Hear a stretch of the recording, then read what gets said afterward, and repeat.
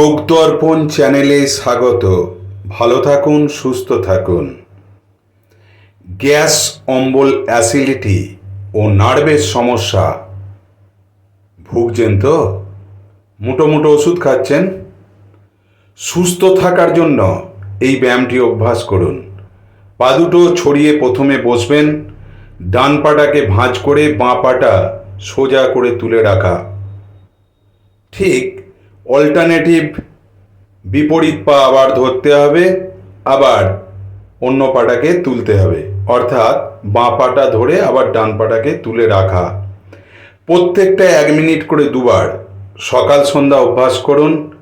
Gas, অম্বল, acidity ও নার্ভের সমস্যা এই একটি ব্যায়ামে কমে যায়।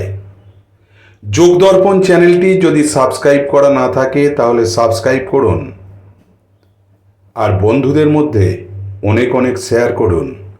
সুস্থ থাকতে যোগাসনের বিকল্প আর কিছু নেই। তাই ভালো থাকুন, সুস্থ থাকুন এই কামনা করি।